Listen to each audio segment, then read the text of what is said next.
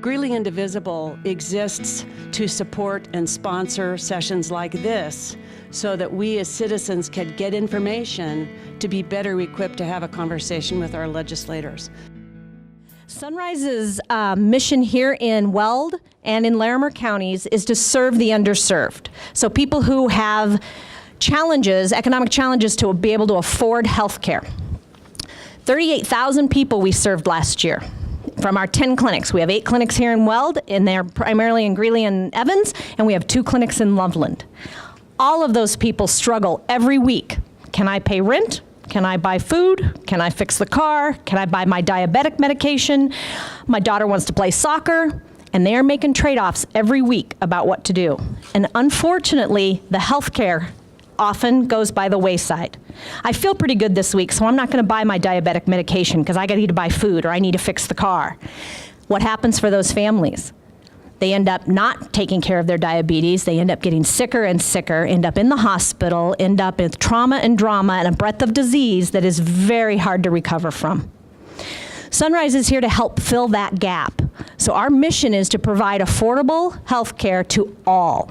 So when you come to our front desk, if you say, "Hi, I would like to make an appointment. I have Blue Cross Blue Shield insurance." "Sure, we'll see you." "Hi, I'd like to make an appointment. I have no insurance." "Sure, we'll see you." So whether you have insurance or not, does not open or close a gate when you come to any of our Sunrise clinics. We offer medical, dental, and behavioral health care. Behavioral health care is offered through a partnership with North Range. So I encourage all of you. We have openings. We have clinicians who can see people. If you need access to health care, please come to Sunrise. If you know people who are struggling with access to medical, dental, or behavioral health care, please come to Sunrise. So given that little scenario of Sunrise, you can tell why we are thrilled to host and welcome Greeley Indivisible and these esteemed panel of speakers to talk about the challenges of healthcare. So I will turn it over to Ruth. My name is Ruth Sens. I'm a nurse. I live here in Greeley, and I am a member of Greeley Indivisible.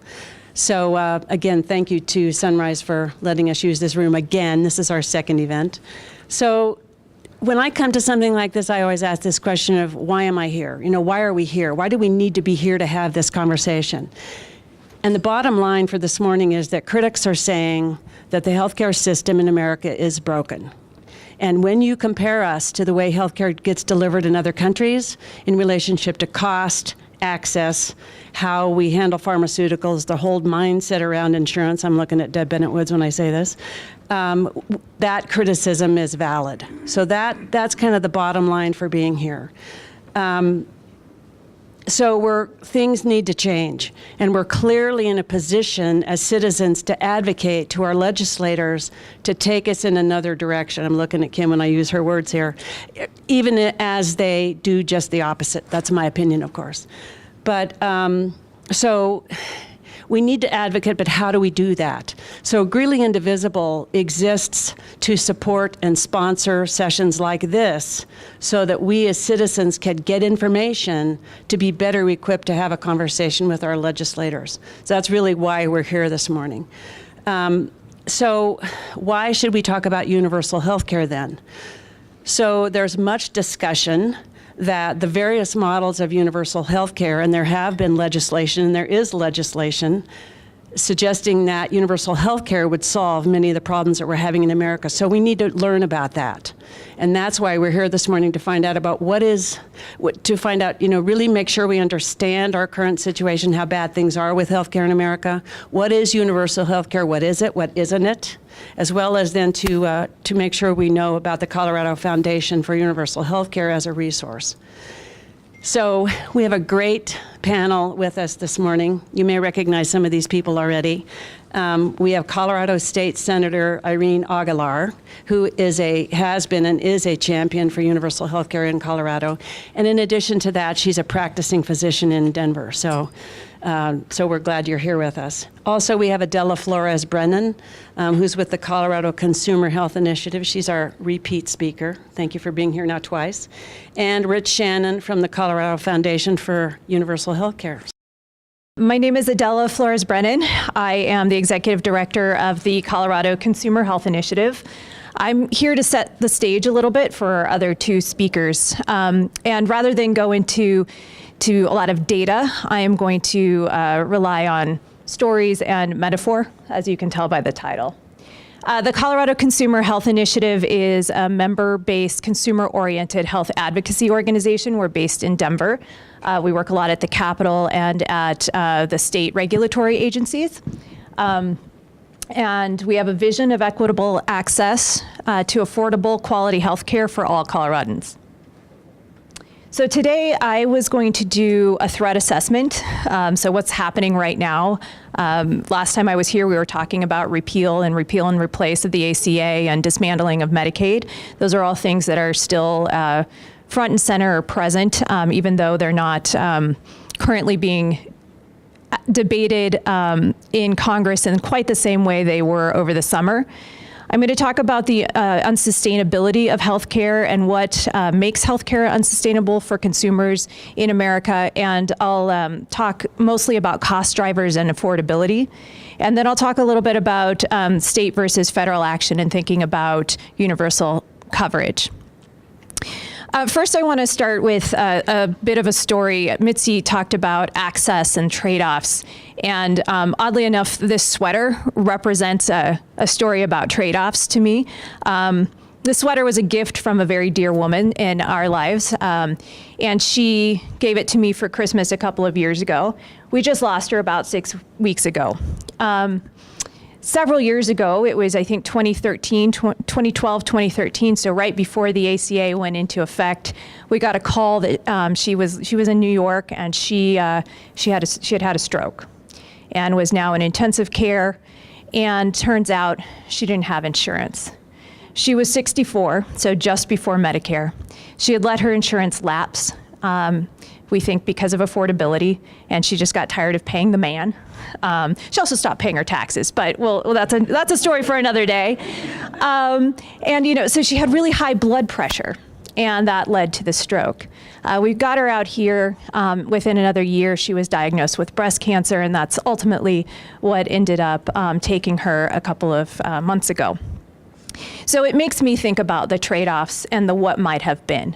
Now, putting aside personal choice of not seeking medical care, had she had access to coverage that was universal, that was paid for, or if she had access to a clinic like Sunrise, might she have gotten the treatment that she needed to avoid the stroke in the first place that ultimately ended up leaving her with significant disability, so she couldn't do the things that she loved to do, and made the remainder of her life a little bit sad for her. She couldn't bake, she couldn't sew. She used to send us brownies. They were the best brownies ever. Required so much butter you wouldn't believe. And so it's one of those examples, and we all have them. We all can refer to those examples in our own lives or in our friends' lives that make you really think about what might have been. Anyway, let's talk about the threats right now. In Congress, as you may have paid attention to this past week, we have tax plans that are going through. The House voted on theirs on the floor. The Senate passed theirs through Senate Finance and hopes to vote on their tax plan the week after Thanksgiving. So what do taxes have to do with health care? The House budget instructions say that the tax plan should be potentially paid for through cuts to Medicaid and Medicare. In the Senate plan, there is, and we're talking $1.5 trillion in tax cuts, by the way. The Senate also repeals the individual mandate. Now, it's a backdoor way, and that's why we've got the pretty sneaky Senate to get that kind of healthcare repeal element into the tax plan. It does help reduce the deficit. And it's also one of those things that most people don't like about the Affordable Care Act because it's a mandate. And even though it helps to offset the costs associated with guarantee issue because it requires healthy people to come into the pool, it's still one of those things that's really easy to message against. People don't like to be told what to do, and it's kind of easy for them to put it in there. But it saves money because people will lose coverage. Because they're no longer required to. People may not pursue Medicaid. The costs in the individual market will start to spiral, and then people will opt not to purchase. So that's one threat. There's also a really technical set of threats to regulations, and this is where the erosion comes in. Through regulation, the administration is starting to erode some of the protections that are in place within the Affordable Care Act. So just like they can erode through repealing the individual mandate, we can erode by letting states have more flexibility on designing the essential health benefits or and making them skimpier, or increasing the substitutions and the benefits that can go into essential health benefits. All these types of things, they're kind of technical, but they succeed in eroding the protections that are there under the Affordable Care Act and its implementing regulations.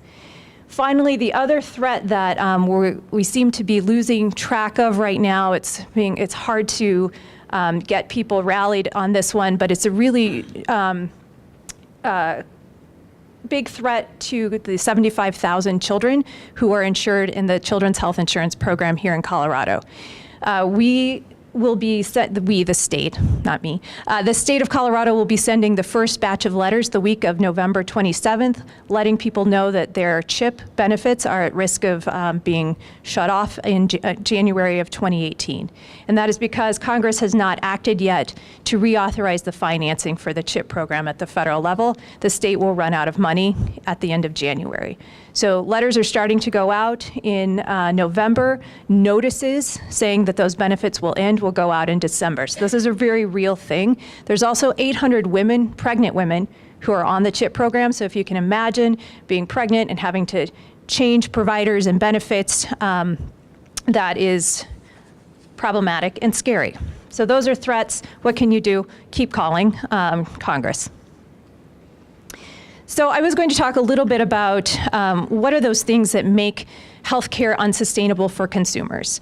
We know that it's unsustainable because we're reaching into our pocketbooks on a daily basis or on a monthly basis to pay premiums that are continually getting higher, or to pay at the doctor, or to pay the bill that shows up in the mail when you're scratching your head thinking, oh my gosh, I thought my insurance was going to pay this bill for me, and yet here I am paying. I was listening to Sarah Cliff's new podcast this morning, and it's the case of the $629 Band-Aid, which is somebody who went to the emergency room, ended up needing a Band-Aid, and it cost them $629. So why is that?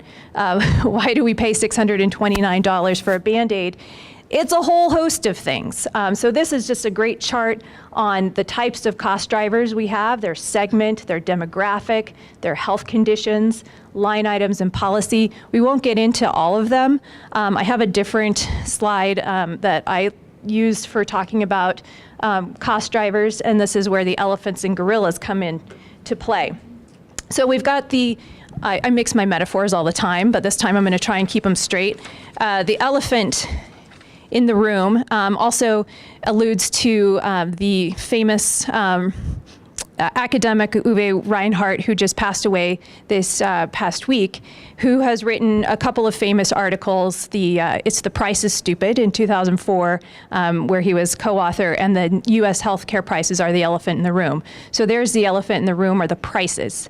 The prices in the United States compared to other countries is exorbitant. And then you also think about the prices within just Colorado. If you were to go to the mountains, Summit County, the prices there for a healthcare service are going to be a lot higher than they are somewhere else in the state.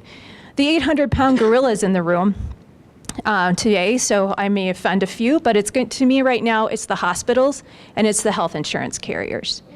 They are driving prices. The hospitals are driving prices because they can say, oh, we're the only player in this area. We're also consolidating, and we're eating up a lot of the other players. We're either consolidating with other hospitals or we're buying up physician practices. And rather than hold down the costs, they're able to negotiate higher and higher costs. And then the insurance carriers, I probably don't need to go into a lot of detail about how they're driving costs up. And then all these things are related. There's transparency. So oftentimes we hear, well, consumers should know more about what they're paying. If they know about what they're paying, they're not going to utilize healthcare so much. So see utilization at the bottom. Well, we don't know. And even if we did, how many opportunities do we have in pursuing healthcare that are actually shoppable moments? How much can we go around and really shop for and compare prices in healthcare? It's just not the same kind of market as we see buying cereal or even airline tickets. Accountability. So where is the accountability in the healthcare system for the folks that are driving prices, for the folks that aren't coming into a network and who are balance billing consumers, which is an issue that we're seeing a lot right now at CCHI? Where are the incentives to keep prices down? Are these incentives misaligned? How much are we focusing on the social determinants of health? So this is can we be thinking more about those other things that are not just healthcare related per se, that are really affecting people's ability to be healthy? And then there's waste and medical error, which is frequently something that we don't hear talked about as much, and is something that we should be thinking about in terms of controlling costs. All of these things are contributing to the costs of healthcare and the unsustainability.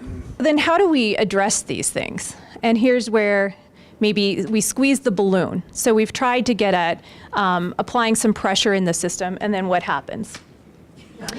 You get it poking out on both sides, right? So for example, and this is a pretty basic example, we tried to deal with coverage in the ACA. So we got to coverage, and we got a lot of people covered, and that was great. Now everybody has a payer. Not everybody. A lot more people have payers. So then we see things like freestanding emergency rooms popping up.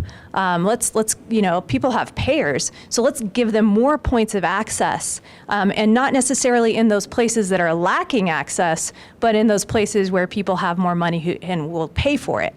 And so we build and we generate all these costs in the system because we're building lots and lots and lots of points of access, and then charging high prices. So we're squeezing on one side, we're getting people covered, and then out pops these other two problems. So what might we do about that? And that's where our other speakers are going to come in.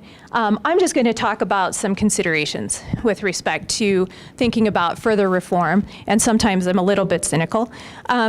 But what is the ultimate goal and why? So one consideration is, are we looking at universal coverage so that everybody has access, no matter what your situation, what your income level, and where you're from? Or are we looking for lower costs and greater affordability, more competition? Is it D, all of the above? But what about the cost? So we know that getting everybody covered is going to cost a lot of money. And is that something that people are willing to accept? Are we willing to accept whatever the increased amount of payroll taxes or income taxes we're going to have to pay in order to have the benefit of not paying the premiums, potentially not paying those silly out of $629 bills for the Band-Aid? So are we willing to accept that cost trade-off? How do we address those entrenched interests, and do they go away? Are we able to convince them that this is going to be a better system for them? Do we pursue multi-payer or single-payer? What's going to be the better way of moving forward in this particular country? What's possible? I also put on here organizing potential. It's getting universal coverage, universal access for people has huge organizing potential and can help unify a base of individuals who are willing to work for that. And then these are obviously in no particular order, but possibilities for incrementalism. So if we can't get to universal coverage right now, can we incrementally get there by creating a public option, a buy-in to the state Medicaid program, a buy-in to Medicare? Are there ways of getting there over time that accomplish the same thing? So the question was, which are the entrenched interests? When you're thinking about universal coverage or single payer, I think the biggest entrenched interest there is the carriers, the health insurance plans, who might see a threat to their future. I think that there are other interests. So to the extent that you can use single payer to help control costs in the system and to provide some price control or cost control, then I think that the people who get paid by that system are going to see their are going to feel like their interests are threatened. So yes, pharma, yes, hospitals.